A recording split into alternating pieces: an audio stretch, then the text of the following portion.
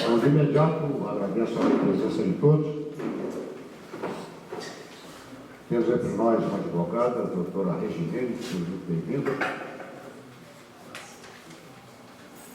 A última semana ela foi de bastante intensidade para obter algumas boas notícias e uma notícia, pelo menos, bastante moderna. A semana passada, nós tivemos a satisfação de acompanhar pela televisão o depoimento do Coronel Ustra. O Coronel Ustra é um dos pioneiros do Ternuma aqui em Brasília, é um dos membros do Ternuma, e todos nós nos jubilamos com ele, porque ele se saiu de uma forma esplendorosa. Particularmente, eu recebi inúmeras mensagens de cumprimento ao Coronel Ustra e tive o prazer de repassar para esse companheiro. Hoje tínhamos dúvidas se ele compareceria, mas não comparecerá, ele está com problema de saúde, mas sinceramente eu gostaria de externar o que eu faria. Caso o Coronel Ustra viesse, eu pediria que ele ficasse lá fora por uns minutos, e quando nós estivéssemos, como estamos agora na expectativa da nossa evento, da nossa palestra, eu ia solicitar que ele entrasse, ia solicitar que todos nós o cumprimentássemos na vitrine de São Paulo. Ele não pôde comparecer, mas fica essa ideia aqui, era uma ideia que eu pretendia realizar. Essa é uma notícia maravilhosa, porque, de uma certa forma, o Coronel Ustra, ele conseguiu expor ao grande público aquilo que todos nós sabemos. Existe uma grande injustiça no ar. E eu, em inúmeras oportunidades, tenho escrito artigos sobre o Coronel Ustra. E depois do depoimento, eu escrevi um, e até foi surpresa, o acuado reagiu, foi algo mais ou menos desse tipo. E a reação dele foi maravilhosa. Essa foi, no entendimento, uma boa notícia para nós de Ternuma. Entretanto, tivemos uma péssima notícia essa semana, o falecimento do general Escalante. O general Escalante, ele sempre esteve presente, e com certeza ele estaria aqui conosco hoje, como deve estar, com certeza. Incentivava, principalmente a mim, aluno da escola preparatória. Ele foi meu instrutor na escola preparatória. Desde aquela época a gente admirava aquele homem. E com o decorrer da sua carreira, que foi galgando os postos, ele chegou a um ponto de respeito tão grande que calou fundo no meu coração o fato do próprio comandante do Exército ter recomendado que fossem ditas algumas palavras, e elas foram primorosas, ditas pelo general que representava, que é o comandante Severo. Então, hoje, para nós, é um momento de tristeza. Agora, pode ter certeza, ele sempre orientava a mim, na época, aluno Azevedo, o aluno Pereira, com palavras de incentivo. E, na atualidade, o presidente do Ternuma, ele sempre trazia esse empenho, essa satisfação de estar presente, e Azevedo, vamos lá, você é o presidente do Ternuma. Mas nós estamos aqui, e eu agradeço a presença de todos, como já agradeci, e eu vejo aqui membros do Ternuma, amigos do Ternuma, simpatizantes do Ternuma e também amigos do palestrante. E é sobre o palestrante que eu gostaria de dizer algumas palavras. Nós temos aqui o currículo brilhante, que eu sempre difundo para interessar aqueles que comparecem ao nosso auditório. Mas ele me pediu, o pessoal já conhece, tem muitos amigos, eles realmente têm. Mas agora, de todos aqueles que estão aqui presentes, que conhecem o palestrante, eu gostaria de dizer o seguinte: eu conheci o palestrante de calças curtas. Nós somos amigos antes da escola preparatória, em 1959. E de lá para cá, se é possível, essa amizade cresceu, engrandeceu, fortaleceu. E hoje eu tenho na minha frente aquele menino de calças curtas que hoje é um brilhante cidadão, um profissional exemplar, um palestrante maravilhoso, que tem principalmente no Rio Grande do Sul transmitido palestras desse teor. Este é o general Edson de Oliveira Culatti, meu particular amigo, que veio de Porto Alegre a nosso pedido. Ou melhor, do Ternuba. Com os senhores, então, nosso palestrante, meu particular amigo, Edson Goulart.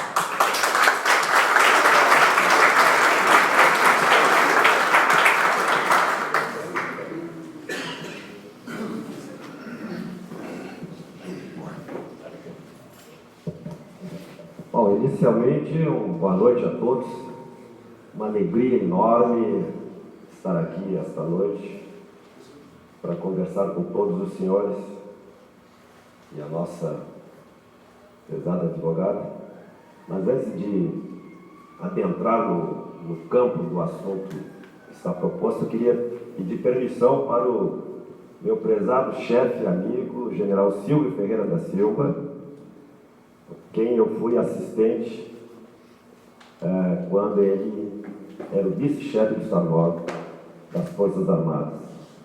Aprendi tanto com o general Silvio, como chefe militar, como chefe de família, como cidadão, e ele passou a ser uma referência que eu levo até hoje, juntamente com a amizade que eu dedico, aliás, nós nos dedicamos reciprocamente. Obrigado, general Silvio, pela sua presença. Ela distingue este momento para mim. Mas um agradecimento especial também ao meu amigo Azevedo, e que desde o momento que ele me convidou, eu aceitei imediatamente para estar aqui com vocês. Isso passou a ser uma reaproximação para que nós pudéssemos trabalhar juntos nessa questão. Então, obrigado, Azevedo, por essa oportunidade que me é concedida para falar para esta belíssima plateia sobre o assunto que, desde outubro de 2002, passei a dedicar um pouco do meu tempo ocioso para mergulhar nesta delicada, sensível e complexa questão da insegurança pública. E o agradecimento especial a todos aqui presentes, amigos, companheiros, que espero não decepcioná-los apresentando, no menor prazo possível, aquilo que eu selecionei para expor no tempo previsto de uma palestra. O assunto por si só demandaria, com toda certeza, um longo tempo de conversa, mas talvez perdêssemos nesse longo tempo o foco. Então ela está bem condensada, porque eu tenho obrigação hoje de, ao falar sobre esse assunto, segurança pública, não só mostrar um pouco dos mitos, desafios e a realidade, mas deixar uma mensagem de esperança que é possível, sim, se trabalhar melhor para que a sociedade tenha mais proteção. O título da minha palestra, ele na realidade contempla este período que me foi disponibilizado após o término do meu tempo no serviço ativo. Então ele contempla 3 momentos. Um primeiro momento no qual eu me tornei um estudioso do assunto e palestrava pelo nosso Rio Grande do Sul, falando como a segurança pública poderia ser melhor. Depois houve um segundo momento onde me chamaram para colocar em prática talvez aquilo que eu vinha dizendo aos 4 cantos do Rio Grande do Sul, de como a segurança pública poderia ser melhor. Então, o segundo momento. E depois, o terceiro momento é pós-cumprimento da missão, onde pude refletir sobre os 2 primeiros momentos, sobre a teoria e a prática. E aí eu consolidei realmente tudo aquilo que eu acho que devo dizer quando me chamam para conversar sobre o assunto. Então não é uma palestra, é uma conversa para que nós saiamos daqui um pouco ainda esperançosos de que existe solução, desde que nós sigamos algum pouco do meu receituário, ou daquele receituário que seguidamente os articulistas ou pessoas especializadas, sem viés político ou ideológico, discorrem sobre o tema. Então, pessoal, dito isso, podemos então começar efetivamente a nossa exposição. Como eu disse, é uma conversa que me dá um enorme prazer de poder estar aqui com todos vocês. General Belso, General Genuíno, Roberto da minha turma, me permite citar os nomes porque são pessoas que estiveram conosco todo esse tempo, desde a formação acadêmica, a Paula Assis, o General Aloysio lá atrás, Paulo Chagas, Miquelino, tem General Pedro, agora me passou o nome, esqueci o nome do Carvalhinho, Pedro Carvalho. Então são brochado aqui, tem muita, Alédio, Godoy, são companheiros de turma, eu obviamente tenho lembrança do nome, mas todos se sintam cumprimentados, porque vocês, a presença de vocês me dão a alegria de poder falar com tranquilidade sobre um tema tão delicado, sensível e complexo como é a segurança pública. Sensível e complexo, sensível e delicado por quê? A natureza da atividade, com certeza, por tratar a integridade física de pessoas e o seu patrimônio, explicam por si só a delicadeza e a sensibilidade do tema. E a complexidade, porque todos nós sabemos que modernamente a solução para os problemas da violência e da criminalidade não passa mais somente pelas mãos da polícia. Há muito tempo é que já se percebe que a polícia, no curto prazo, é a melhor resposta, mas no médio e longo prazo, são políticas públicas adequadamente elaboradas e implementadas por representantes melhores escolhidos que poderão efetivamente trazer essa paz que nós tanto desejamos e merecemos. Então, o objetivo da nossa conversa é falar um pouco sobre a realidade da segurança pública, com base nos 888 dias que eu estive sentado naquela cadeira. Observe bem a numerologia. Quando eu fiz o somatório, preparando o meu discurso de passagem de função, eu resolvi contar quantos dias eu havia estado à testa da pasta da segurança pública do estado do Rio Grande do Sul e deu aquele número. Na preparatória, meu número era 88. Observem a coincidência, né? Meu número 88 na escola preparatória. E na segurança, não é que eu fui vivê-la por 888 dias? Então, são números assim que mostram o quanto que o destino nos prepara para coisas que muitas vezes não sabemos, mas quando a gente se depara com essas situações, a gente percebe que tudo está traçado. Pode passar, por favor. Aqui um sumáriozinho padrão, palestra militar, ela segue sempre um sumáriozinho. Assuntos 1, 2 e 3 se referem mais àquilo que eu percebia de importante quando estudava e palestrava sobre o assunto ali no Rio Grande do Sul. Número 4 já é um pouco da experiência ou da vivência. Eu não gosto muito de usar a palavra experiência, eu gosto da vivência. Eu não fui experimentar a secretaria, eu fui vivê-la, porque eu já estava com um arcabouço de conhecimentos que me davam essa garantia de que eu não experimentaria, eu viveria. Até porque, entrando aos 39 minutos da partida, que foi a correlação que eu fiz no momento que eu tomei posse, eu não poderia experimentar, eu tinha que jogar. E foi o que aconteceu comigo.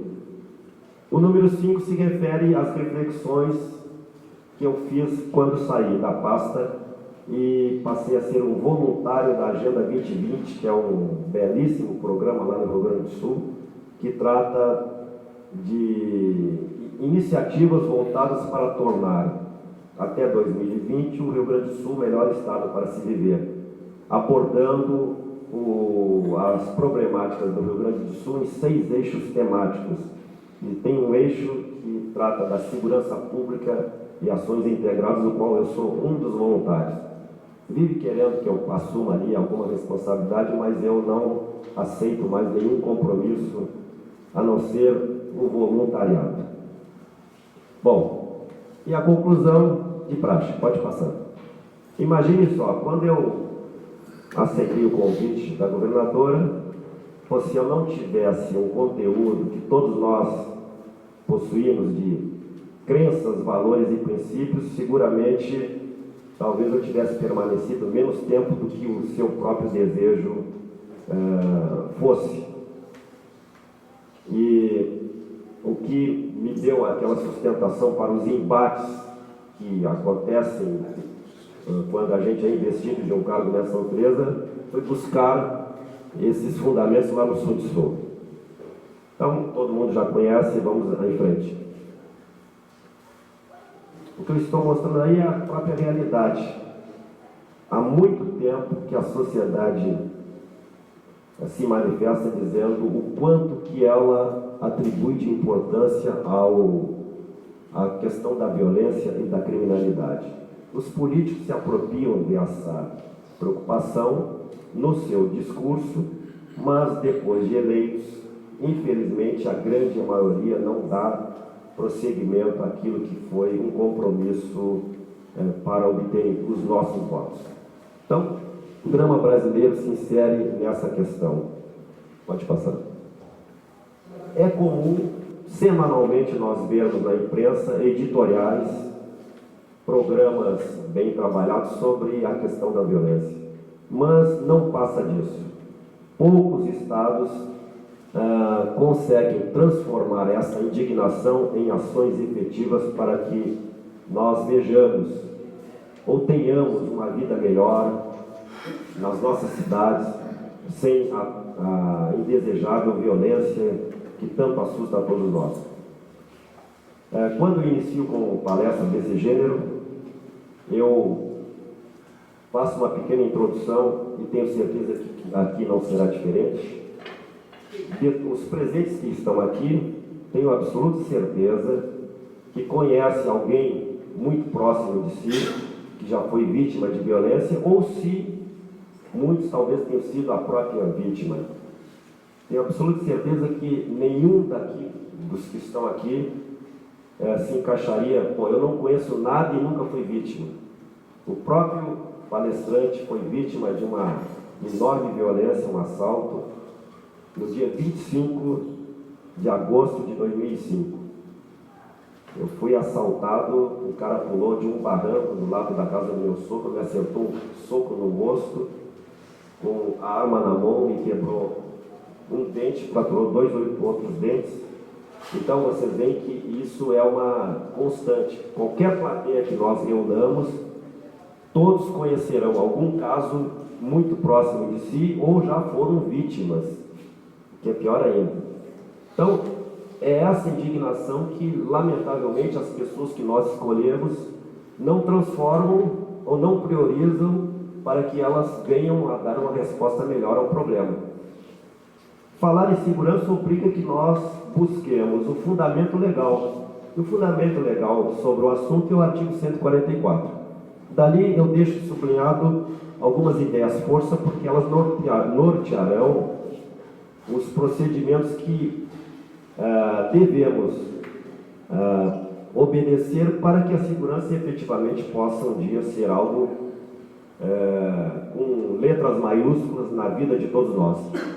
É um dever do Estado, mas é direito e responsabilidade de todos. Transformar isso numa realidade é um dos grandes desafios de todos nós que, por algum momento, somos colocados nas funções de operadores da proteção da sociedade. Transformar isso numa verdade é um problema. Hoje, estamos assistindo a participação mais consistente dos municípios, por intermédio de criação de guardas municipais, que, no meu ponto de vista, é uma decisão que precisa ser muito bem estudada, sob pena de nós criarmos um monstro que não vai resolver os problemas daquela comunidade. Cerca de 300 municípios hoje no Brasil já constituíram guardas municipais. E nem por isso a segurança pública tem melhorado nesta intensidade. Então, os municípios precisam participar da segurança, mas particularmente naquilo que nós chamamos de prevenção primária, políticas públicas voltadas para o social, que possam interferir nas causas que levam uma parcela não muito grande de pessoas para o mundo da violência e da criminalidade. Miséria e pobreza não é sinônimo de violência, mas quando se examina aqueles que estão no mundo do crime, você vai encontrar muitos provenientes desse meio e com baixo grau de alfabetização. Então, isso sinaliza para os governantes a necessidade de se atacar fortemente as causas que levam muitas pessoas, lá pelas tantas, escolherem como meio de vida a violência dos nossos semelhantes. Hoje, temos visto mais do que nunca um ator novo no processo, particularmente a partir dos episódios do Rio de Janeiro. As Forças Armadas já dispunham de uma proteção legal, embora insuficiente, para serem chamadas a cooperar no processo de proteção da sociedade. Artigo 142 da nossa Constituição, conforme ali nós estamos mostrando. Pode passar. Posteriormente, a Lei Complementar 97 de 99 e depois ampliada pela 117 de 2004, tratou mais detalhadamente dessa nossa participação no processo de proteção da sociedade de modo geral, estabelecendo quais as ações que nos caberiam, pelo qual nós estamos muito bem preparados. Patrulhamento, revista de pessoas, veículos, embarcações e prisões em flagrante delito, embora qualquer cidadão possa, se tiver meios e condição, na presença de um delito, dar voz de prisão ao autor do delito. Pode passar. Um terceiro grupo que vem participando ativamente no encolhimento do aparato público é a segurança privada. Esse capítulo hoje, na agenda, na agenda 2020, nós estamos dedicando uma atenção muito especial. Por quê? Porque a proliferação de pessoas operando uma atividade de pseudoproteção é uma coisa absurdamente inimaginável.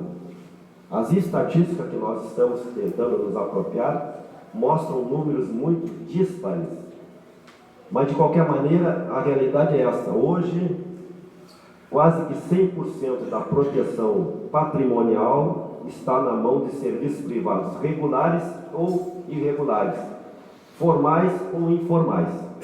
Então, essa é uma realidade que a segurança pública tem que tomar ciência e consciência e adotar providências.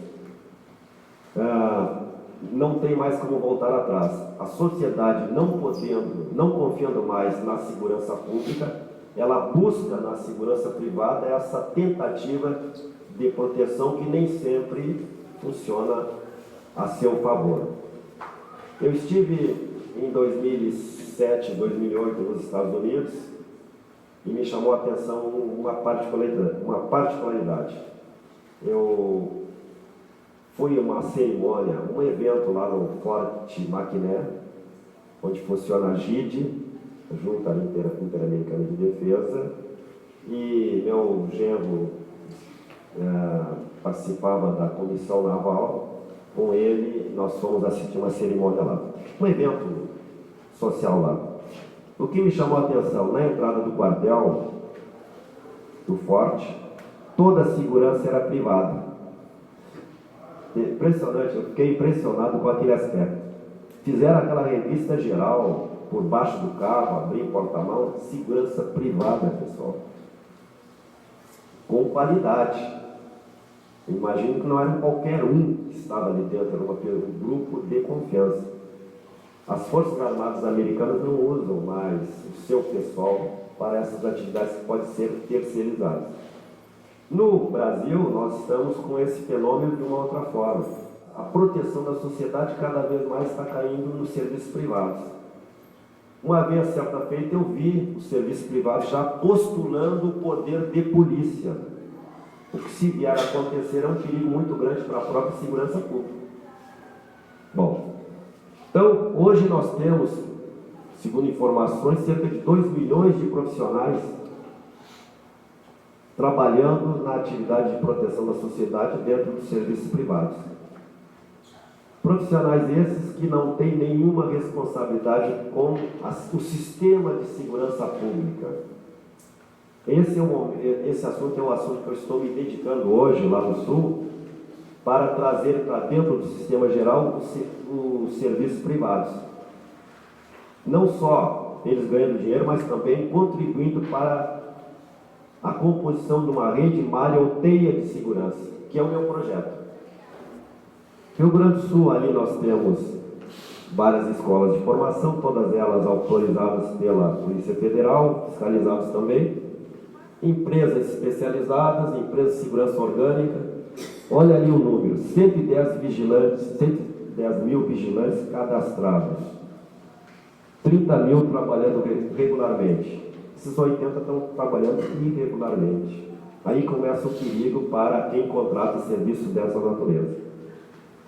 Aquelas informações que muitos desses elementos mal preparados obtêm nessas atividades, muitas vezes são transferidas para o crime dito organizado.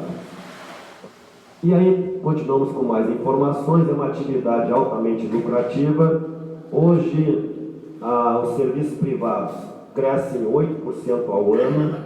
Quer dizer, quanto menos segurança pública se presta, mais crescem os serviços privados. As receitas auferidas por essas atividades são enormes. Muitos dos integrantes da segurança pública, assim que se aposentam, vão trabalhar nas empresas privadas. Então há um conluio perigoso dessas duas atividades que, se o Estado não tomar providências, cada vez aquilo que nós buscamos vai ficar um sonho a ser postergado para um futuro que nós não sabemos quando. Pode passar. Então, as cifras que essas atividades movimentam é muito grande. Isso faz com que,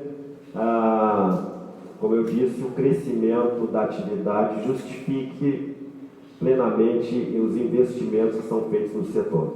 Cada feira que nós comparecemos, os produtos são cada vez mais sofisticados. Pode passar. Para a Copa 2014 e para as Olimpíadas de 2010, já temos propostas no sentido de aproximar mais os serviços privados do sistema de segurança pública e, inclusive, está sendo elaborado um estatuto da segurança privada para disciplinar melhor tudo aquilo que vem ocorrendo de forma muitas vezes desordenada. É claro que a Polícia Federal fiscaliza todas as empresas e atividades privadas que portem principalmente armas e transporte de valores. Enquanto que o grupamento de supervisão de vigilância e guarda da Brigada Militar ou da Polícia Militar fiscaliza as empresas que trabalham com portarias, vigilâncias de uma outra natureza que não seja bancária nem transporte de valores. Só que a proliferação dessas empresas está tornando cada vez mais difícil que a Polícia Federal e a própria Brigada Militar, ao longo do ano, percorra todas essas empresas. Então elas ficam trabalhando sem fiscalização. Uma sugestão que está sendo proposta pelos próprios, a classe patronal e a classe de trabalhadores dos serviços privados, que estão organizados em sindicatos, é que seja incluído nos gabinetes de gestão integrada dos estados, que é um órgão colegiado de todos os operadores de segurança, um representante, o que eu acho adequado.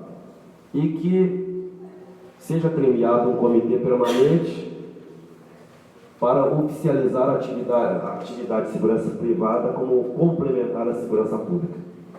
eu acho que é por aí o caminho para nós nos apropriarmos dos serviços que essas entidades prestam para a sociedade, para que elas também tenham responsabilidade social com o sistema. Desafios da segurança pública. Mais do que nunca, a proteção da sociedade obriga que nós, integrantes da segurança pública, nos preocupemos com a questão das drogas. É um potencializador enorme para o aumento da violência e da criminalidade. Somente essa questão daria uma palestra especial, porque ela implica que nós visualizemos a questão das drogas nas suas três dimensões. A dimensão social, aquela dimensão do usuário que, por razões as mais diversas, cria vazios na sua existência e acha que, por intermédio das drogas, ele vai recompor a sua trajetória. É um problema social. O problema policial é o traficante. Claro, havendo demanda, tem oferta. Mas traficante é problema de polícia. Vocês vão ver depois que a polícia tem feito um trabalho bem forte em relação ao tráfico. E o terceiro problema, que está se agravando cada vez mais, é extremamente caro, é quando o consumidor se torna problema de saúde pública. É a terceira dimensão. Então, pensar em combater as drogas sem que se vislumbre essas três dimensões, você não consegue obter resultados minimamente justificáveis para os recursos que você vai despender. Corrupção hoje, mais do que nunca, é um prato cheio para a Polícia Federal. Ela não se expõe muito, ela não vai lá na linha de frente para combater o tráfico de drogas,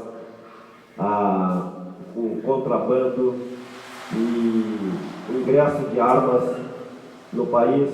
Então, para ela é um prato cheio. É uma crítica que os órgãos de segurança pública dos estados fazem. A Polícia Federal precisaria ser mais eficiente no controle das fronteiras ou dessas atividades criminosas que alimentam o crime nos centros urbanos. Meio ambiente está sendo a bola da vez. Vocês viram recentemente no Rio Grande do Sul uma forte intervenção da Polícia Federal. Terrorismo, graças a Deus, não temos tido no momento, mas não quer dizer que não tenhamos. Temos que estar atentos e preparados. Rio Grande do Sul, crimes no campo, é o chamado abigeato, perturba, não tem tomado muito a imprensa de um modo geral, mas perturba muito, principalmente o abigeato, roubo de defensivos e equipamentos agrícolas. Por incrível que pareça, os caras roubam equipamentos agrícolas, colheitadeiras, cada coisa, a gente não sabe como é que aquilo desaparece, mas desaparece mesmo. Delitos informáticos hoje é uma proliferação sem comum. Lavagem de dinheiro, assaltos a bancos. O Rio Grande do Sul está com uma infestação enorme de assaltos a banco. Começou em 2010, quando eu era secretário, mas na época nós conseguimos fazer uma integração bastante inédita, que foi os serviços de inteligência da Brigada Militar e da Polícia Civil, reunidos pelo secretário lá no comando da Brigada. No quarto assalto nós conseguimos resultados positivos para prender a primeira quadrilha. E a partir daí nós fomos tendo mais sucesso no trabalho de repressão e não da prevenção, porque é complicado, e tem complicadores que impediam que nós fôssemos bem-sucedidos no ato de impedir a ocorrência do fato. Tráfico de armas, Polícia Federal, tráfico de pessoas. Temos uma novela aí agora, por sinal hoje estamos perdendo a novela, né? Nos últimos capítulos aí eu assisto a novela, mas deixa por conta. Volta por aqui. Eu queria que vocês anotassem ali embaixo, ó. Esses 6 tipos de delitos são controlados online pela Secretaria de Segurança, tão logo o fato é registrado. homicídios, latrocínio, furtos e roubos de veículos, juntamente com extorsão mediante sequestro, delitos envolvendo armas e munições, estelionato. Então, a Secretaria de Segurança do Estado do Rio Grande do Sul, ela, infelizmente, mede a sua eficiência pela redução das ocorrências. Não existe um instrumento de medida daquilo que foi impedido de acontecer, e sim por intermédio da redução dessas ocorrências clássicas. Onde nós costumamos nos expor mais, não que outras situações não ocorram, mas estatisticamente, as situações em que nós nos tornamos mais alvos dos marginais e dos criminosos são essas aí: saída de nossas residências ou retorno, estacionamento em local público, parada em semáforo, saída de agência bancária e caixa eletrônica, e transporte urbano em algumas linhas e rotas. Claro que o policiamento estabelecido em cada comunidade procura, a cada agudização dessas situações, prever um reforço de policiamento, mas a situação é tão complicada que não se consegue dar perenidade aos procedimentos. Por quê? Porque o delito migra. Agora nós estávamos recentemente no Rio Grande do Sul, não sou mais secretário, graças a Deus, mas assistindo mortes de taxistas. Um amigo achou por bem matar 3 taxistas lá em Livramento e depois veio para Porto Alegre e matou 3 em sequência.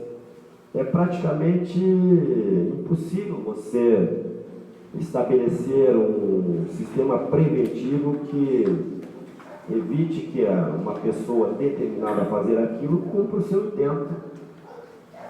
Mas a investigação funcionou. Depois nós vamos ver por quê. Então, é uma realidade que está aí presente. O marginal, o que nos causa problema, essa é a realidade aí. Essa é uma das realidades mais complicadas para o Estado enquanto provedor de segurança para a sociedade. Assisti por diversas vezes cerimônias de entrega de carteiras de livramento condicional no nosso presídio central em Porto Alegre. Depois de arrumadinho tudo, para receber a carteira e ir à rua, tu não consegue dizer que aquela pessoa ali é o que vai te fazer mal. Não tem mais um posto típico. Eles estão na nossa volta andando, mal arrumado, bem arrumado, branco ou negro, enfim, tudo. Quando você vê, o cara puxa a arma e te mete na cabeça, e aí... Então, não ter um perfil típico esse o problema da proteção. O fim de estereótipos no crime não exige que você tenha visto em equipamentos que auxiliem na prevenção. É o que nós somos obrigados a dizer hoje. Se você não estiver atento, você é candidato à próxima vítima. Se você não estiver atento, por isso que eu não aconselho ninguém a ficar assistindo esses programas que exageram no sensacionalismo, mas a informação de utilidade pública é importante. Você ter algumas informações sobre o modus operandi, as preferências dos marginais, os locais e os horários, é importante a gente ter para a gente atuar na prevenção. Se eu tenho R$100 na segurança, 100 unidades monetárias na segurança pública para aplicar na proteção da sociedade, eu devo gastar 90 na prevenção. Esse era um desafio que eu encontrei lá. Por quê?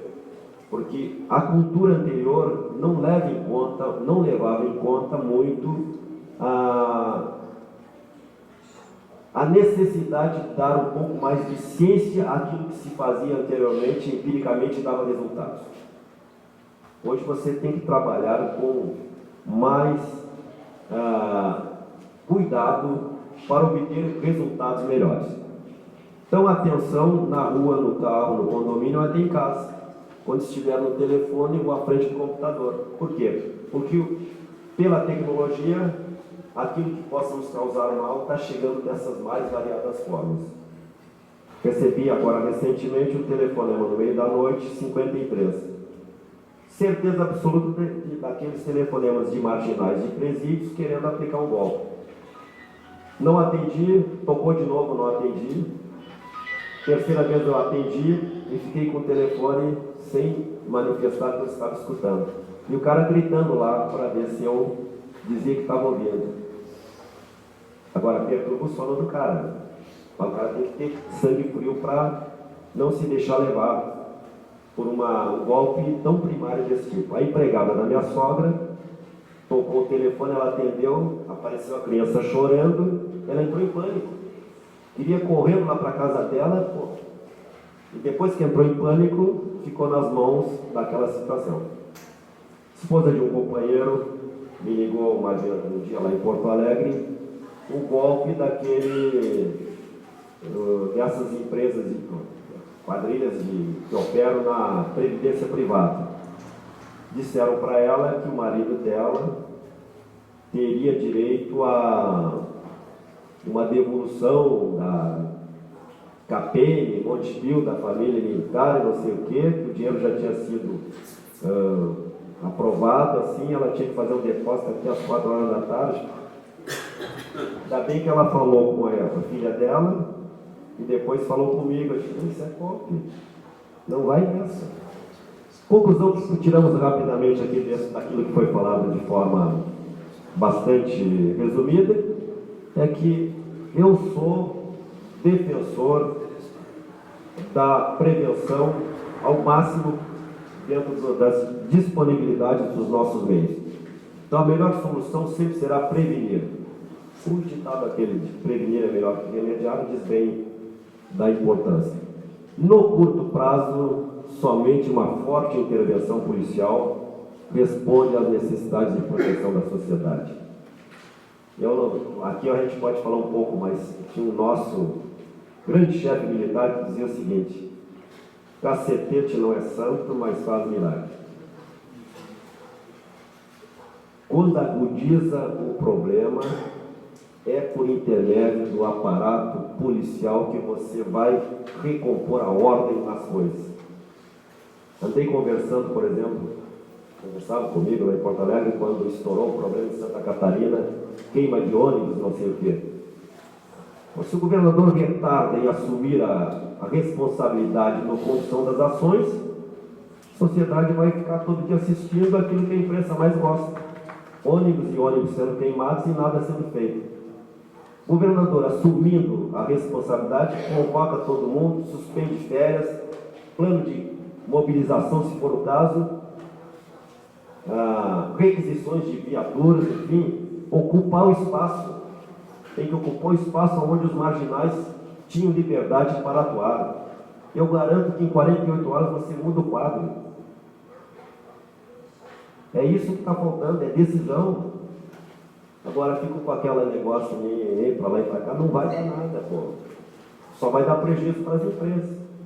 E os caras depois, cada vez endurecendo mais contra a autoridade legalmente constituída.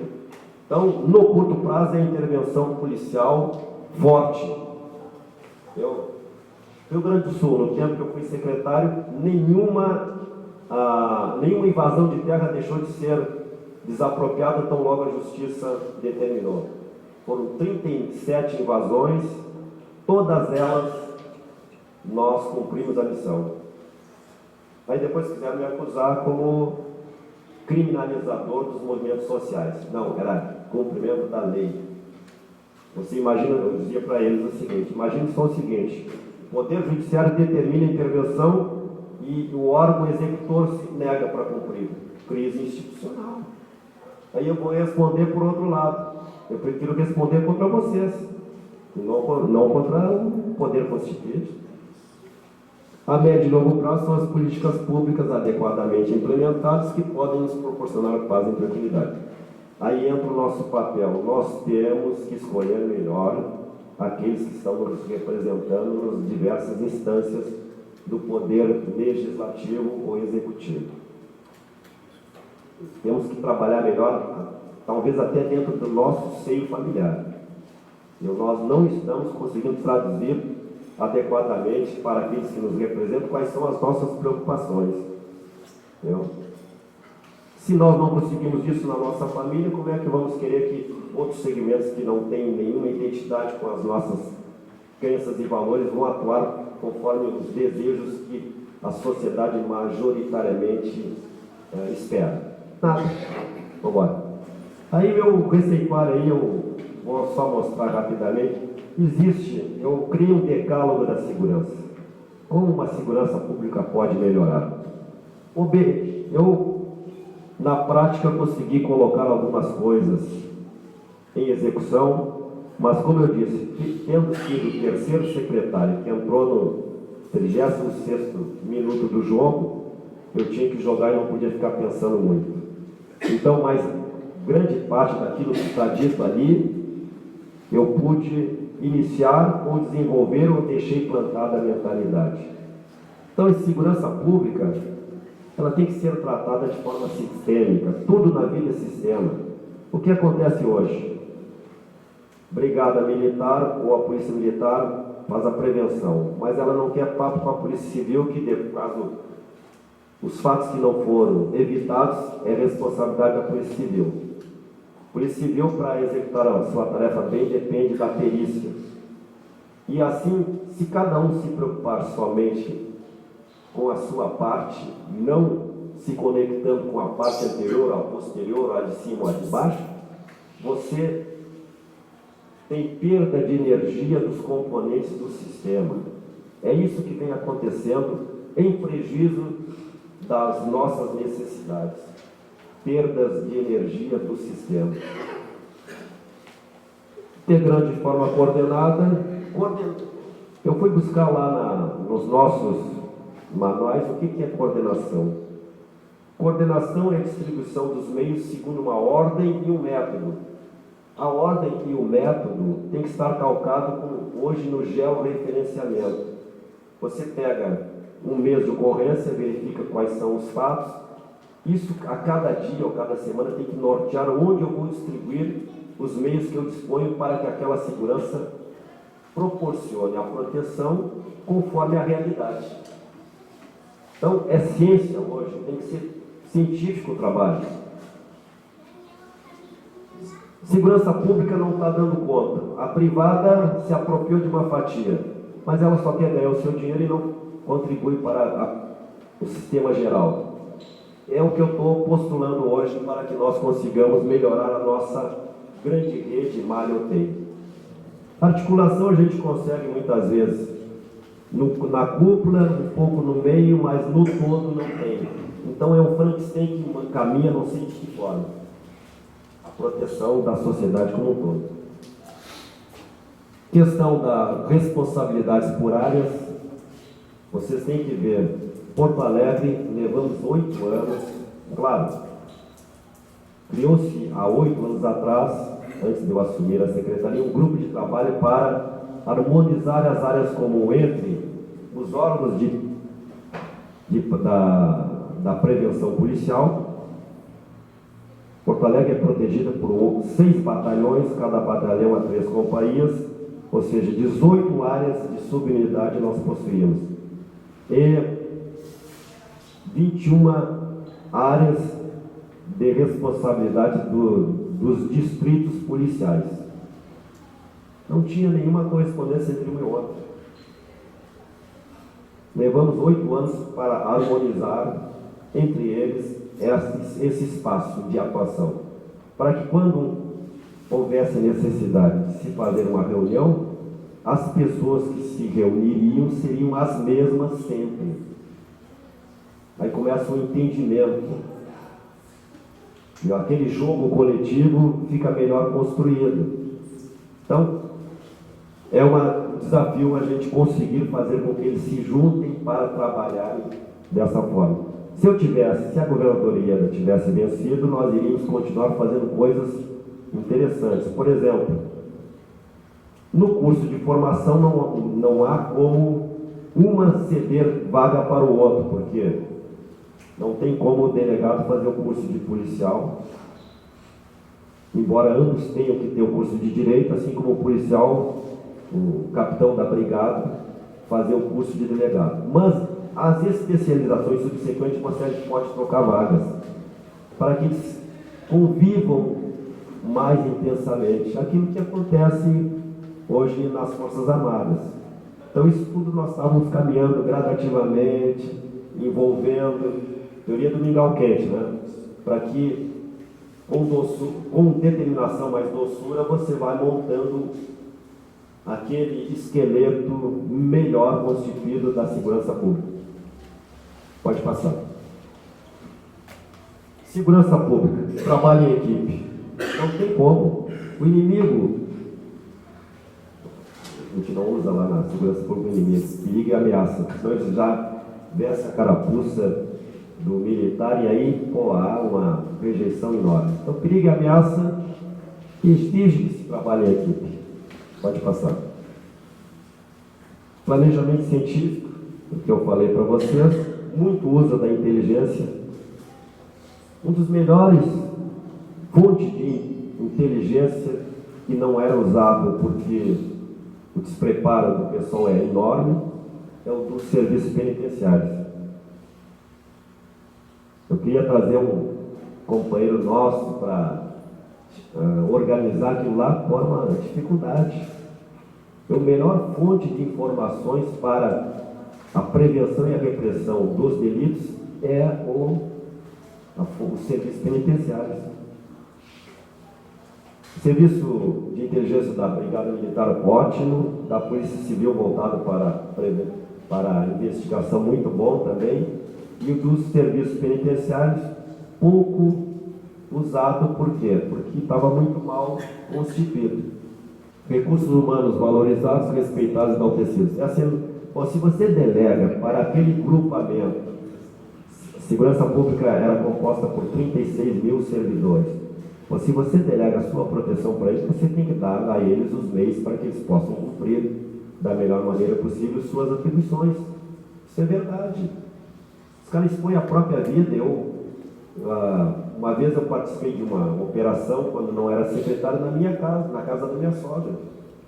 Quando a equipe veio lá, porque nós não sabíamos se o marginal estava dentro ou não da casa. Quando ele chegou lá e viu que eu era militar, ele disse: não, o senhor fica aqui dando essa cobertura. Então eles, lance de extremo perigo, eles não sabiam se quem tinha entrado na casa da minha sogra ainda estaria lá. E estando lá com a arma, ele atira no primeiro que ele vê. Então é um risco enorme. Então você tem que dar cobertura e proteção.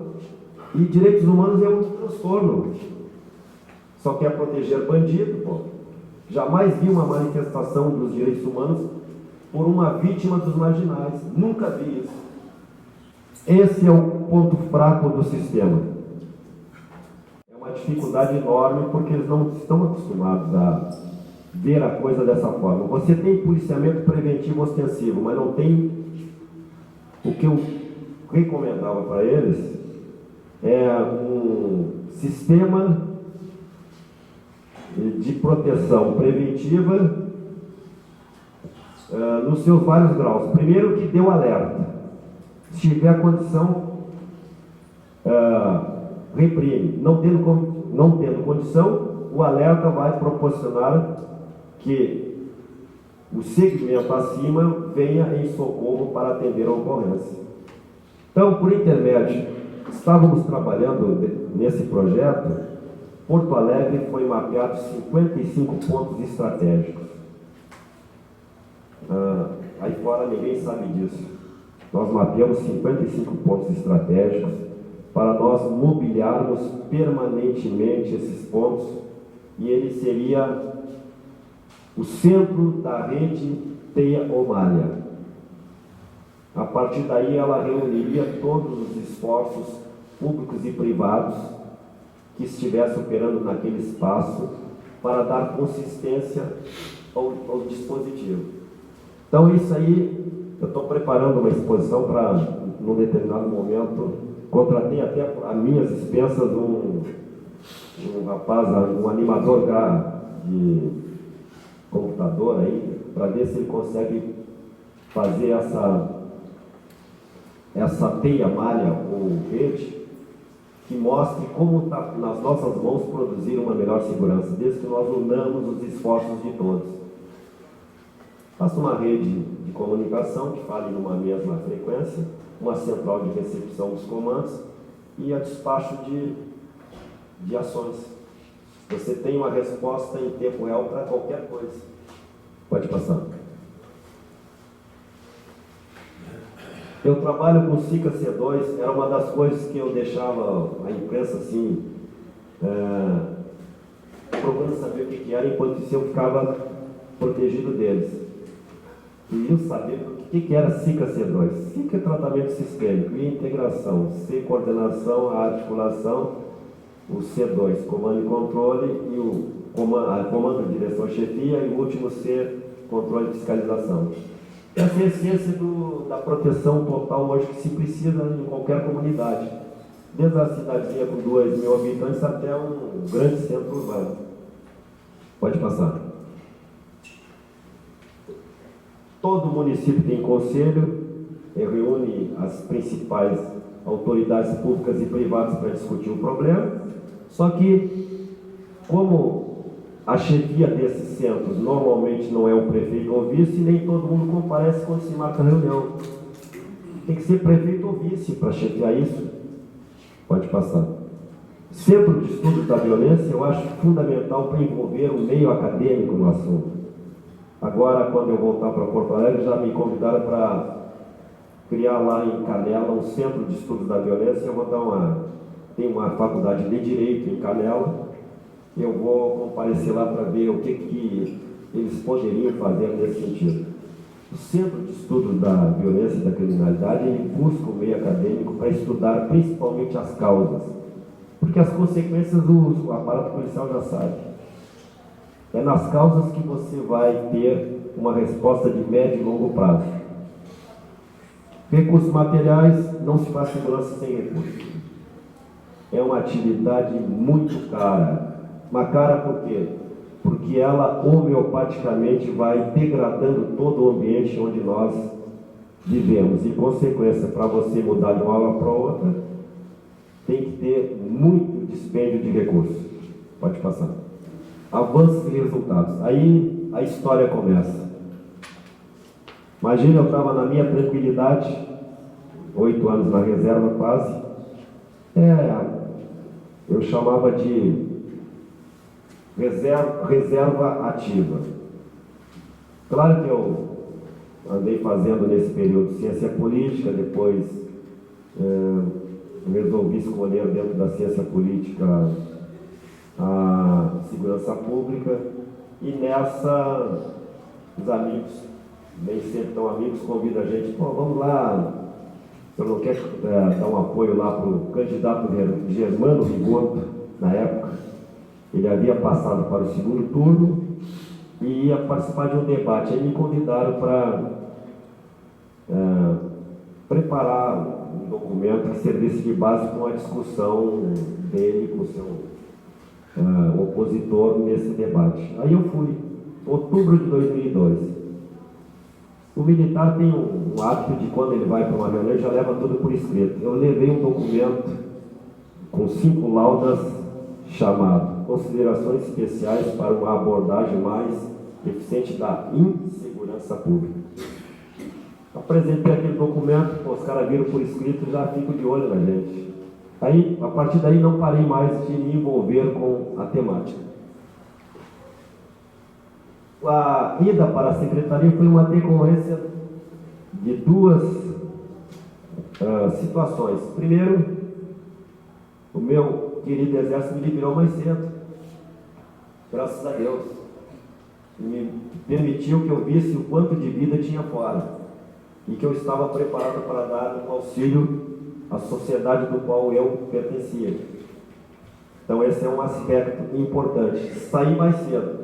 Agora cometi a imprudência de escolher o tema que me levou para a pasta da segurança. Se eu tivesse aceitado os convites, outros que me fizeram, lecionar na faculdade porto-alegrense ou na UBRA, depois de eu ter feito ciência política, com toda certeza eu não teria sido lembrado para tomar posse para o convite da governadora para ser o seu secretário de segurança. Bom, então o convite dela, ela vivia um momento mais difícil do seu governo. Eu fui convidado, na realidade, para ser o secretário adjunto. Mais uma vez, os amigos, um mês antes, me consultaram se eu concordava em ter o meu nome apresentado para ser secretário adjunto. Eu que vinha fazendo palestras sobre o assunto, eu digo, vou lá conversar com o secretário. Expus as minhas ideias, ele gostou, e aí eu concordei então que o meu nome fosse apresentado à governadora. Nesse período ele estava sofrendo um desgaste que eu não sabia. Quando eu menos espero, estou sendo convidado para conversar com a governadora, e eu pensei que era ainda para discutir o assunto.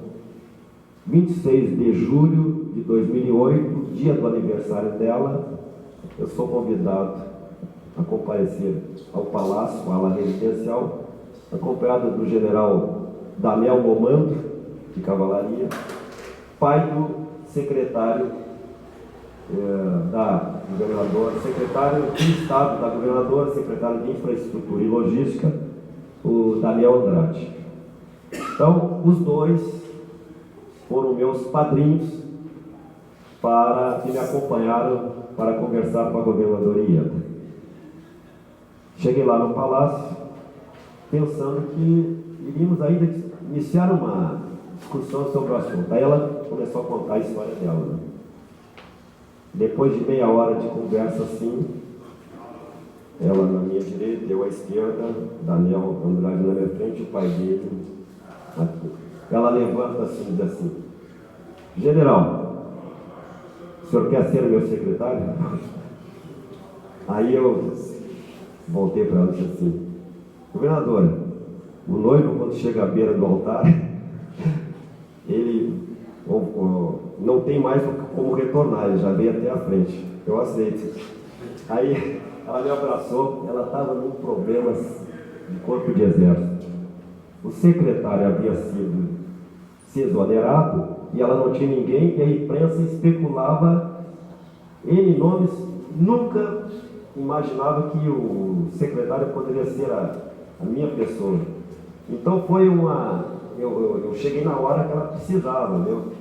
E concordei, embora não tivesse preparado naquele momento para dizer o sim, porque eu fui lá pensando que era para conversar sobre o assunto.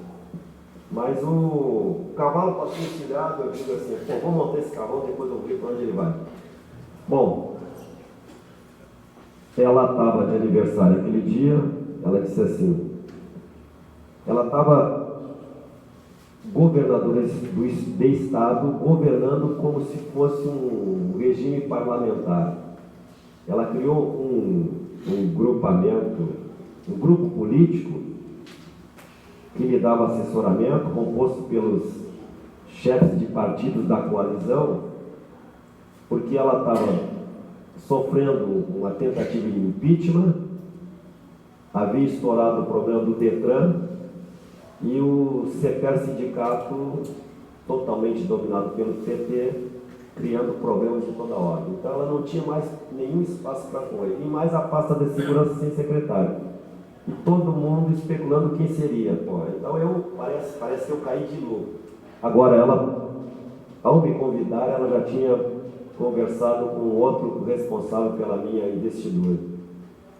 Ela ligou para o general Elito, que era o comandante militar do Sul, perguntando o que ele achava dela me convidar para ser o seu secretário. Ele não me disse nada. Eu fui instrutor do Elito na Escola de Aperfeiçoamento de Oficiais, e a gente, um bom relacionamento. Aí ela disse assim, ele disse para ela: esse é o cara. Depois ele me falou. Aí quando eu cheguei na presença dela, eu já estava escolhido, se embora não soubesse, pelo aval que o general Elito me deu. Então, a partir daí começou a história. Essa aí é a primeira matéria da imprensa. A imprensa é um problema de corpo de exército para qualquer um de nós, com toda a experiência que a gente possa ter na vida militar, mas essa experiência de secretário de Estado com uma responsabilidade política, ela difere completamente de tudo aquilo que nós vimos até aquele momento na nossa atividade profissional. Qualquer um pode exercer a atividade. Eu até diria o seguinte: eu não recomendo para ninguém, mas se forem convidados, aceitem, porque vocês vão ver coisas que jamais imaginaram e vão ver se valeu a pena termos sido instruídos por tantas pessoas. Aqui tem o general Kimmel, o general Silvio, o general Belst, então tem tantos chefes militares que nos deram preparo para que nós pudéssemos minimamente responder a esses desafios. Então, o maior desafio que possa ser atribuído a gente em tempo de paz. Tanto é que, essa posse foi no domingo de manhã, às 10 horas da manhã. Quer dizer, 19 horas a governadora me convida no sábado, 22 horas ela convoca uma reunião do gabinete de crise para me apresentar, 10h30 ela coloca na internet que já tem um novo secretário, 11 horas ela convocou toda a secretaria já para eu ser apresentado aos integrantes da secretaria, e aí logo depois me mandaram uma bandeja de salgadinho, porque era o aniversário dela. Quando eu chego em casa à meia-noite, eu deitei na cama e disse: onde eu estou? Agora não tem mais volta, vamos em frente. Bom, aí eu estou assinando o ato. Nessa cerimônia tem uma coisa que eu nem sabia. Você vê que a gente, como é bom a gente não saber tudo. Se eu soubesse tudo, eu não ia. Não dava um passo em frente. Parece até aquela história do cara que abre a porta, mandava os caras fugir, ninguém fugia porque tinha medo do que tinha depois da porta, né? Depois da porta era a liberdade, o cara não ia.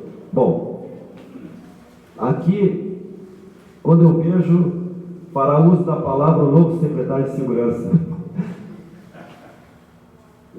Não imaginava que no cerimonial tivesse o secretário que se pronunciar já politicamente. Aí eu criei a figura, por isso que é bom o cara não saber tudo. O improviso, às vezes, sai bem. Aí eu disse assim: eu me sinto como um corredor numa corrida de revezamento. Eu sou o terceiro a receber o bastão e espero entregá-lo até o dia, entregá-lo só a 1º de janeiro de 2011. Todo mundo gostou daquela besteira ali que, naquela hora, daquilo que veio à minha cabeça, eu disse. Então, discurso aí, de cara. Bom, pode passar. Fui o terceiro secretário da governadora, o 60º do estado do Rio Grande do Sul, sendo que de 64 a 77 foram 7 militares do Exército que passaram pela pasta.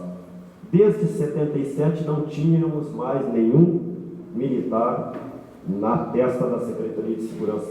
Daí a coragem dela indicar um oficial general, particularmente, para uma função tão delicada quanto essa. A imprensa, dia 3, já botou uma matéria aí, viu? Esse rapaz aí, depois eu fiquei amigo dele, Humberto Treze. Ele criou a figura do cara enigmático. Eu gostei disso, porque ia me proteger, né? Mas lá dentro diz o seguinte: um conciliador que aceitou o desafio de dirigir a segurança. Meu primeiro problema foi dar tranquilidade ao aparato. Tínhamos uma greve dos serviços penitenciários há 16 dias. O calcanhar de Aquiles da segurança pública é a questão prisional, assim como num outro patamar as drogas e, em decorrência dessas duas, os homicídios. Esses 3 problemas caminham abraçados e você não consegue separá-los. A greve dos serviços penitenciários, eu nem sabia que estava, não avaliava quando eu assumi, né? Mas tive que ir logo dar atenção a ele. E conseguimos reverter, porque lá de cima alguém me iluminava assim, e eu ia tomando as decisões conforme as circunstâncias recomendavam. Aí ele retrata ali o primeiro encontro, faz uma mergulhada fizeram uma varredura completa de todo o meu passado, inclusive para verificar se eu tinha envolvimento com as atividades de inteligência. Está escrito ali embaixo, viu? Eles não sabiam que eu tinha feito curso de formações categoria B. Quer dizer, o serviço deles não foi tão bom quanto, né? Mas tudo bem. Foi o terceiro ou quarto, tá? Foi o terceiro ou quarto. Mas eu era analista, não era... Bom, pode passar. Missão da Secretaria: preservar a ordem pública, procurando integrar as ações dos órgãos vinculados com a comunidade. Pode passar. Olhem a característica da atividade. Só tem uma outra função pública que se assemelha à segurança pública, que vocês vão logo compreender: é a saúde. Porque o secretário é responsável por todo o espaço territorial, 496 municípios, e toda a população, do que não nasceu até o que já morreu. Porque o cara tem que descobrir por que morreu. Entendeu? Então, o secretário é dono de todo esse conjunto enorme. A saúde é semelhante. Todas as outras pastas não têm uma abrangência tão grande quanto essa. Daí, complexidade, delicadeza e acessibilidade da tarefa. Na Secretaria de Segurança, nós tínhamos um órgão central. Levei lá como secretário adjunto o coronel Edson Pinto, de artilharia, turma de 62, irmão do Paulo Sérgio Pinto, que é o vice-presidente da Rede Pampa. Esse fato ajudou a que eu conseguisse emplacar o nome dele como meu secretário adjunto. Ele era o Paulo Sérgio Pinto, fora meu sargento, quando eu comandei a companhia de comando de serviço do Colégio Militar, e hoje é o vice-presidente da Rede Pampa e amigo da governadora. Então isso me ajudou a trazer. E integra a secretaria a nossa Brigada Militar, fundada em 1837. Brigada Militar é originária de 1837. Polícia Civil, 1839. SUSEP, ela tem 40 anos, ela é de 1960. E o IGP, Instituto Geral de Perícias, era subordinado à Polícia Civil, e com a Constituinte de 88 houve separação. Então ele é um órgão mais recente. Pode passar. Aqui uma pequena transparência mostrando alguns meios dos órgãos que integram a segurança. Esse efetivo todo comportava em 36 mil servidores entre homens e mulheres. Hoje se tem muitas mulheres na atividade de segurança pública. Um excelente desempenho. Pode passar. Aí são os indicadores de criminalidade que diariamente a Secretaria acompanha no estado todo do Rio Grande do Sul. Esses são os mais impactantes sobre a população. São 13 indicadores, sendo que 11 primeiro, posse e tráfico de entorpecentes, vocês vão ver que quanto maior o número, maior a nossa eficiência, diferentemente dos 11 de cima. Quanto menor o número, maior prevenção estamos fazendo. Pode passar. Esse aqui era uma das minhas gratificações ao término da missão. Nós recebemos do governo anterior um passivo de 348.949 ocorrências daqueles 11 principais delitos que diariamente a Secretaria acompanha por intermédio do Departamento de Gestão Estratégica Operacional. A ocorrência é registrada na polícia, imediatamente vai para o banco de dados. E hoje todas as delegacias estão informatizadas. A Polícia Militar tem os boletins de ocorrência, que também servem para o registro. Gradativamente, na medida em que o aparato de segurança foi sendo reforçado, tendo maior presença nos espaços onde as ocorrências costumavam acontecer, nós percebemos a redução. Chegamos em 2010 com 277 mil ocorrências, ou seja, houve uma redução de 139 mil. Vocês não imaginam, a gente não imagina o que é 139 mil pessoas que não foram à delegacia dizer que foram vítimas de alguma coisa dessas danosa a si ou ao seu patrimônio. 139 mil pessoas que não tiveram que chorar por alguma coisa, às vezes uma dor eterna. Então esse era um resultado que nós apresentamos. Ninguém nos tira porque está lá oficialmente. Pode passar. No caso das drogas, a situação já é diferente. Quanto maior o número, mais eficiência na atuação policial nós contatamos com relação ao problema das drogas. Posse e tráfico. Como eu disse, posse tem muito mais o caráter de problema social e educacional. E tráfico é questão de polícia. O traficante tem que ser combatido, perseguido permanentemente. Observem aí a posse, pessoas portando drogas, consumindo, aumentou bastante. E o tráfico também. Pode passar. E qual foi o segredo disso tudo? Eu posso falar tranquilamente porque não tive nenhuma participação na montagem do programa de governo da governadora. Como eu disse, eu cheguei lá, já estava em andamento, ela determinou que eu desse prosseguimento. Então, havia um programa com uma quantidade enorme de recursos para investimento. Rio de Janeiro, estive recentemente com o secretário Beltrame, o carro-chefe deles são as UPPs. Em 2007 eles começaram a planejar o que ocorreu a partir de 2008.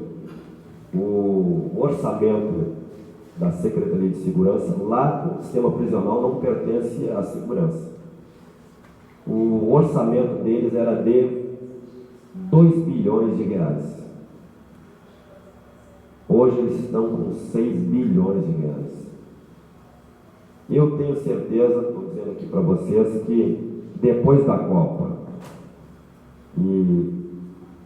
eles vão começar a ter problemas muito grandes. Por quê? Porque a máquina está crescendo de tal forma que o custeio dela vai ser proibitivo.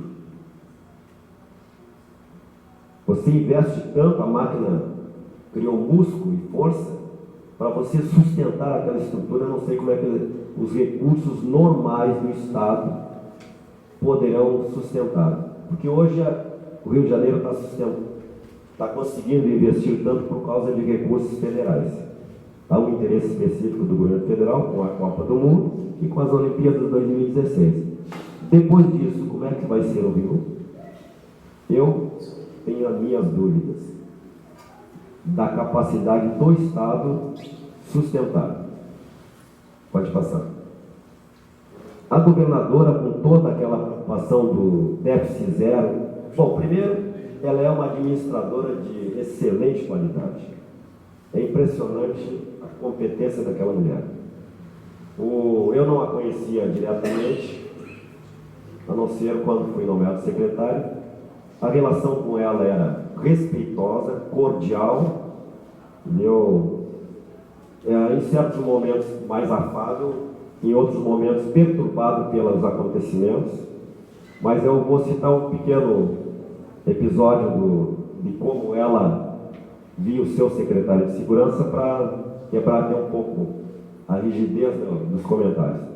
O general Elito foi levar o general Denardi à presença da governadora. O general Elito tinha um trânsito enorme com a governadora Elieta Cruz.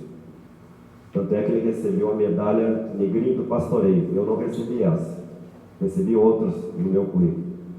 E eu fui convidado para acompanhar os 2 oficiais generais. Naquele momento, as relações, a segurança sempre estava apresentando problema, mas ela estava perturbando mais a governadora. Então, quando eu cheguei lá no gabinete, cumprimentou o general Eli, um beijo na face. O general Denardi estava se apresentando, ela estendeu a mão. Quando eu, do lado, me apresentei, ela me estendeu a mão, não me deu o meu beijo tradicional. Aí eu disse assim: governadora, cadê meu beijo? Aí ela disse assim: ô general beijoqueiro, o que é isso? Aí ela estava brava com os assuntos da segurança e transferiu seu contragosto, assim, aquele ato ali para demonstrar para mim que ela hoje não estava muito a papo comigo. Aí eu disse: não, o general beijoqueiro que é Biranha me deu meu beijo. Então, o meu padrinho ali era o secretário Daniel, filho do general Daniel. Ele dizia o seguinte: quando a coisa estiver ficando ruim para o teu lado, não deixa aumentar a distância. Porque aí ela começa a ver que você não é tão necessário quanto você era. Teoria do judô, né? Pô, eu já praticava essa teoria, e digo, bom, quando ela começar a parecer que não quer nada, eu vou junto. Eu fui portador do convite para demovê-la de... Ela disse que não iria na formatura dos delegados. Pô, um ato da mais alto significado, pô. Comparecer na formatura de uma turma de delegados, ela estava bronqueada com a Polícia Civil. Aí eu fui lá conversar com ela. Aí conversei com ela disse: pô, governador, peguei ela pelo lado, só tem que ir lá, não sei o quê. Secretária, estou muito cansado, mas assim, esses caras não merecem, mas eu vou pensar. Pô, eu fui para casa tomar banho, mudar de banho, eu estou indo para a cerimônia lá na Universidade Federal, no auditório. Ela disse: secretária, me representa aí, aqueles caras não merecem, eu não consegui demovê-la. Né? Então, ela, pessoa preparada, viu? Agora, nunca vi uma pessoa sofrer tanto quanto ela sofreu para terminar o seu tempo de governo, viu? Só a mulher mesmo aguentaria aquilo que ela aguentou. Acho que nenhum homem jogava tarde. Ela tinha cerimônia assim que ela não, às vezes, declinava por causa das aftas que ela dizia para a gente que criava por causa da questão, repercussão do estômago. Viu? Os caras queriam. É aquilo que Sun Tzu fala. Sun Tzu diz o seguinte: o grande prazer do general não é vencer o inimigo no campo de batalha, é tirar do inimigo a vontade de lutar contra você. Então, todo o trabalho que a oposição, leia-se o ministro da Justiça querendo ser o candidato que acabou vencendo as eleições, fez foi no sentido de, já que ela queria concorrer à reeleição, é tirar dela a vontade. E usaram todos os meios possíveis. Bom, o projeto tinha o programa tinha 6 projetos. Mais tranquilo do mundo, ó. Efetivo, veículos, vagas prisionais, tratamento penal, inteligência e as instalações. Pode passar. Durante o período da administração Ieda, nós injetamos 9.511 novos servidores na segurança, distribuídos pela Brigada Militar, Polícia Civil, Serviços Penitenciários e IGP. Isso aí deu um músculo, porque eles sabem fazer o dia a dia da atividade. O secretário não precisa dizer muita coisa para eles. Tem que dizer que é amigo deles e para ajudá-los, porque há uma tendência normal de desconfiança quando um corpo estranho como eu, ou qualquer um de nós que fosse nomeado, chega. Então eu tentei neutralizar essa desconfiança, coisa que foi conseguida gradativamente, primeiro por intermédio da Brigada Militar, depois Polícia Civil. IGP é um órgão redondinho, funciona 100% sem problema, e a SUSEP é o calo da gente. Aqueles caras não tinham condições de gestão. Toda vez que tinha problema, reunia todos os diretores, chegava lá, chamava atenção, mas eles não conseguiam reagir, por causa do problema da falta de vagas. Sabe qual é o maior problema na questão prisional? É o manejo do preso. Falta de vagas obriga um trabalho assim de maestria para você separar as quadrilhas pelas quais eles estão organizados fora e tentam reproduzir dentro. Dentro reproduz o que tem fora. E se você misturar conflito e rebelião, passamos ali os 4 anos sem nenhuma rebelião no sistema prisional, é artimanha, e bala perdida no Rio Grande do Sul, no meu período não aconteceu nenhuma. Nunca é bala perdida, é bala achada. Entendeu?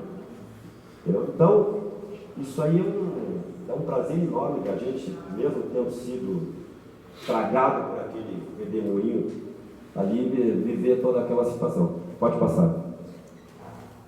Valorização, aquele item que eu falei lá, da receita para uma segurança melhor. Promoções em dia, isso aí eu fazia questão, eu ia despachar com a governadora e ela nos acolhia muito bem, sabendo da importância, viu? Quando o governante não dá, SUSEP e IGP estavam há anos sem promoções, um absurdo. Como é que isso acontece, viu? Mas acontecia. E a recomposição salarial, a minha sogra é pensionista de um oficial, um capitão bombeiro da brigada. Pô, nós que acompanhamos o contra-cheque dela, os aumentos que ela tem recebido, recebeu na governadoria e agora continua recebendo, são muito maiores que os nossos aumentos do governo federal. Entendeu? Então ela, a governadora, honrou com todos os seus compromissos, valorizando salarialmente os servidores da segurança. Eles têm hora extras, tem adicional de insalubridade, tem risco de vida, eles têm... O soldado realmente não é a parte mais complicada, por causa do escalonamento vertical. Se você aumenta muito, os coronéis em cima estão bem. Então não dá para ficar... A governadora, por intermédio da matriz, ela quebrou um pouco essa resistência, porque a matriz dá mais para quem ganha menos. Entendeu? Ela tira 10% da receita líquida para distribuir para os servidores da segurança. Entendeu? E sendo que quem ganha menos recebe percentual maior. Então isso diminuiu aquele gap entre os postos mais baixos e os postos superiores. Pode passar. Ali tem a fotografia com uma das grandes distribuições de viaturas. A governadora foi dos últimos 4 ou 5 governadores, foi aquela que mais trabalhou na renovação da frota. Como a criminalidade anda sob rodas, mais do que nunca a polícia tem que estar preparada para também perseguir os marginais ou realizar a prevenção sob rodas. Então nós, no período, foram 2.198 viaturas, porque hoje o cara compra mediante o pregão eletrônico. Conseguimos sempre preços menores e aumentando a quantidade de viaturas. Com isso, 90% dos municípios do Rio Grande do Sul tiveram condições de receber pelo menos uma viatura nova, quebrando aquela prática anterior de mandar para o interior viaturas que eram substituídas pela capital e região metropolitana. Então, a prática comum, viaturas novas para a capital e região metropolitana e as velhas vão descendo. Não, nós quebramos essa prática perversa, o que valorizou muito o trabalho da segurança pública na administração da governadora. Pode passar? Tecnologia é isso aí, é importante. Quem dá a missão tem que dar os meios, a gente sabe muito bem. E isso foi bem trabalhado no período. Pode passar?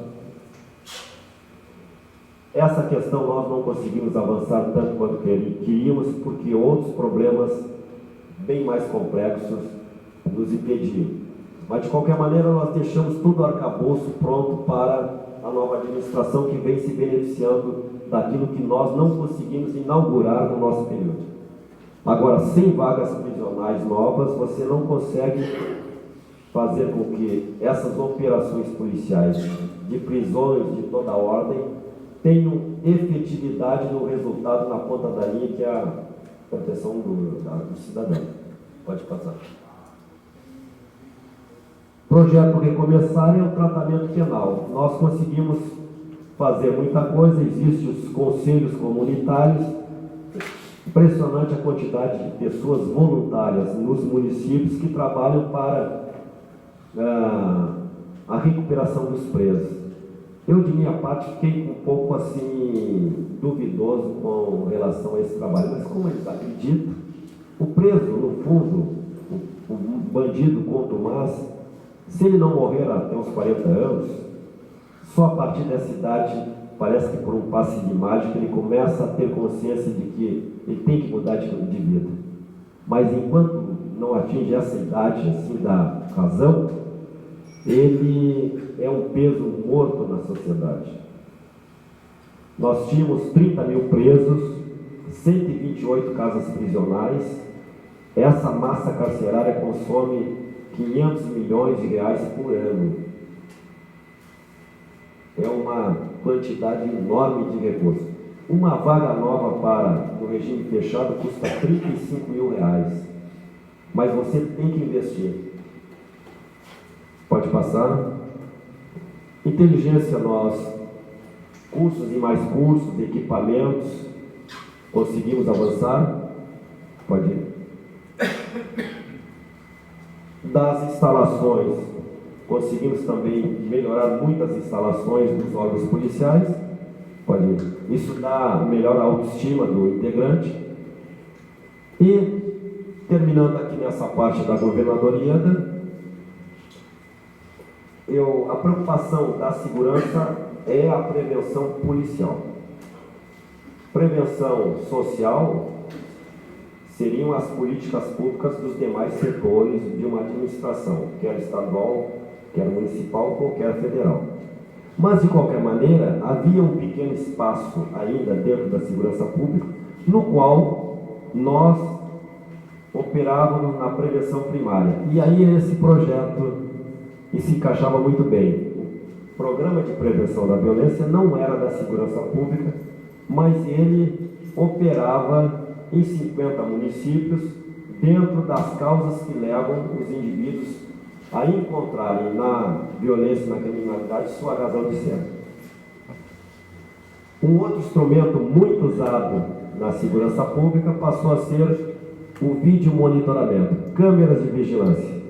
No primeiro momento, a câmera é um sucesso, ela faz uma prevenção. No segundo momento, se nós não associarmos a esses olhos que poderão nos indicar que o perigo ou a ameaça estão prestes a concretizar o seu intento, uma força de repressão, ela só vai valer depois na investigação.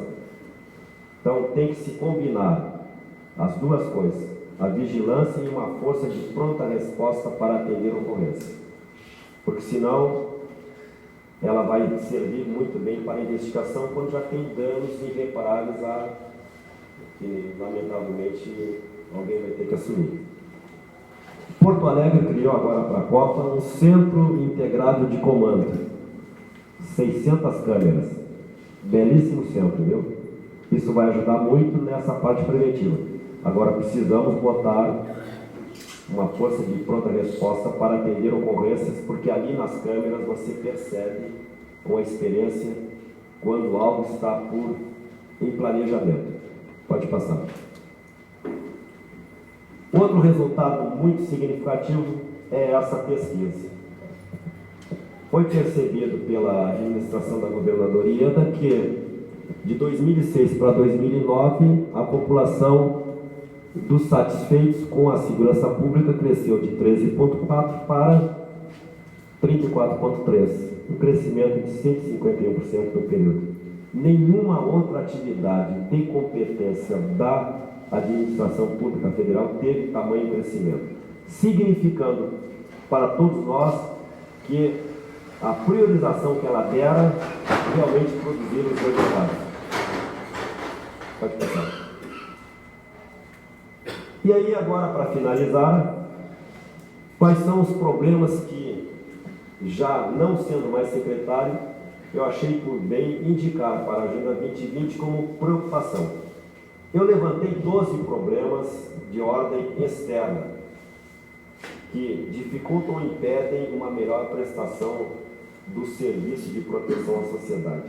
E levantei 16 problemas de ordem interna, mas eu não quis escrever os de ordem interna porque eles gerariam muita especulação. Então eu escrevi somente os de ordem externa, porque não queria entrar em polêmica quando eu já não era mais o secretário. Então, são 5 problemas dele. Primeiro, recursos. Sempre haverá insuficiência de recursos para a segurança pública. Ela é uma consumidora enorme. Não que seja despesa, ela é investimento. Na proteção da sociedade não existe despesa, existe investimento. A gente não sabe o preço de uma vida, a não ser quando ela foi garantida. Então, aí eu digo qual é o caminho que se pode usar para se dotar a segurança pública com recursos em abundância ou recursos permanentes e crescentes. Pode passar outro. Outra questão muito reclamada pelos órgãos de segurança, a legislação penal. Aí entra a nossa participação. Nós temos que trazer para a pauta de discussão com aqueles candidatos que se apresentam para receber o nosso voto em cada eleição, que essa questão tem que ser devidamente tratada por eles. A legislação penal não atende mais à proteção da sociedade como ela deseja, e sim o bandido. Vocês imaginam hoje a última peripécia dos nossos legisladores, o sujeito que cometer um delito cuja pena for menor do que 4 anos, não fica preso, mesmo em flagrante. Essa é a última, ou melhor, a penúltima, porque a última o cara não sabe quando vai ser aprovado. Então nós temos que chamar à responsabilidade os nossos representantes. Falta de vagas é uma questão crônica. Não adianta o ministro da Justiça dizer ali, o sistema é medieval, quem tem recursos é a do DPEM, desde que não congestione. Não contingencie, desde que não contingencie. O DPEM tem recursos federais previstos, só que o governo federal tem contingenciado. Ele pode... O que nós precisamos hoje, claro, recursos para todas essas Hoje nós temos 530 mil presos e umas 330 mil vagas no Brasil todo. Precisaria, na verdade, umas 200 mil novas vagas. Não há recurso para isso. E se houvesse, você não faria no tempo que elas precisariam estar prontas. Porque uma vaga, uma prisão, não é como construir uma casa. Leva-se no mínimo 2 anos depois de iniciar o projeto. 2 anos no mínimo. Então, falta de vagas tem que ser atacado com a maior veemência possível. Principalmente prisões de segurança máxima para o assassino, o estuprador, o criminoso contumaz. Esse cara tem que ficar em prisão fechada o máximo de tempo possível. Nós advogamos hoje, nós que fomos secretários, você tem que partir para a municipalização do sistema prisional. Presídios pequenos, para penas de menor periculosidade, e presídios de segurança máxima para fora da sede onde os caras moram, porque a LEP hoje determina que o cara tem que cumprir pena onde ele residia ou onde cometeu o delito. Isso amarra o executivo para definir o local onde o cara vai cumprir pena. Então, são mudanças que precisam ser feitas. Pode passar?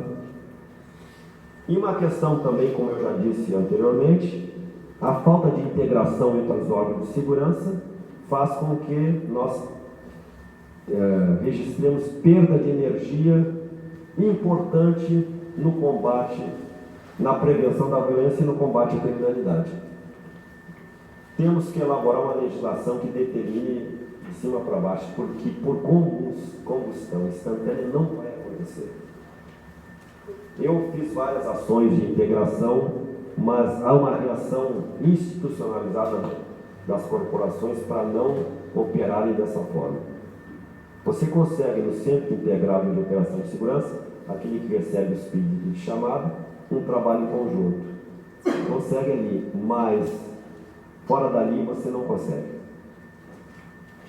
Pode passar. E o último tópico. Essa é a questão recorrente que tem ligação com a legislação penal.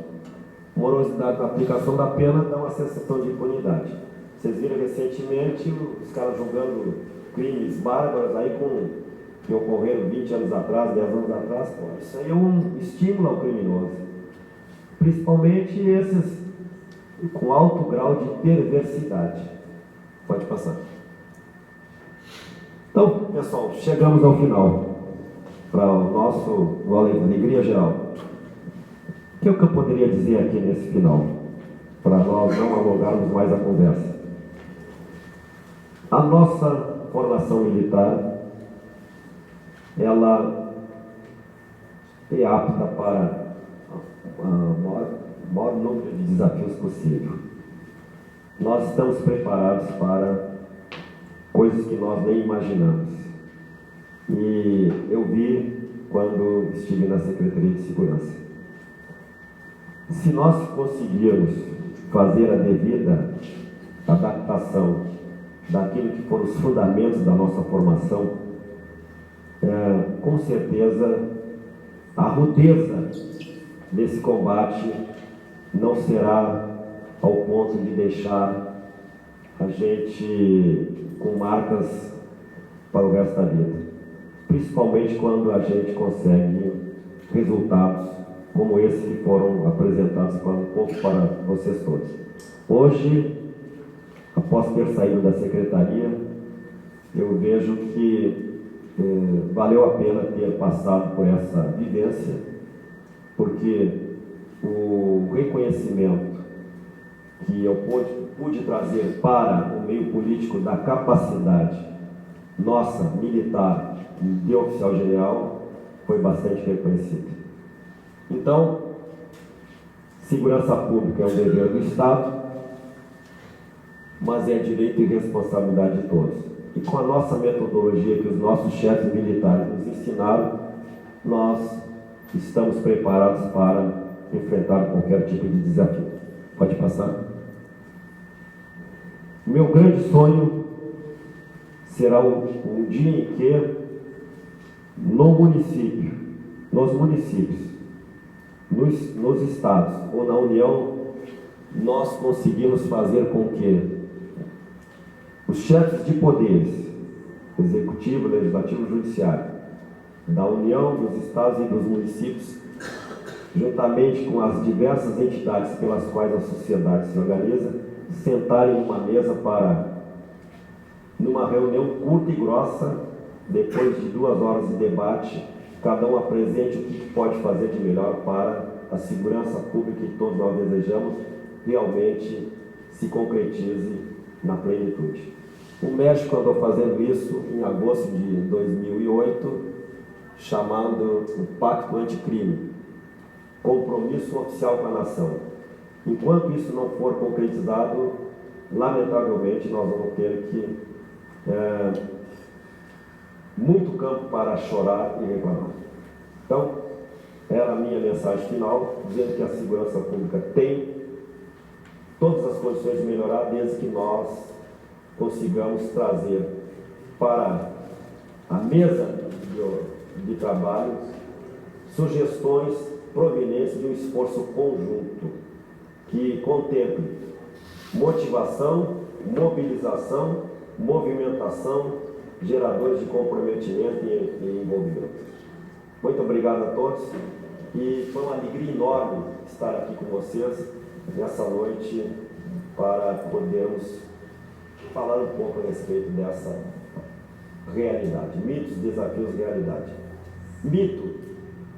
Um mito que me assustou quando lá cheguei, agora eu posso falar, era o sistema de interceptação de sinais, o Guardião. Todo mundo me dizia que ele vigiava todo mundo. É mentira, ele só vigia aqueles que a justiça autorizou. E no tempo que eu estava lá, tinha 330 autorizações judiciais do Estado para apoiar investigações em curso. Entendeu? Então, eu cheguei lá assustado, eu vou usar o meu celular, não vou usar, quando é que eu falo com a minha mulher, quando não falo. Esse mito é uma mentira, ele só vigia quem precisa ser vigiado.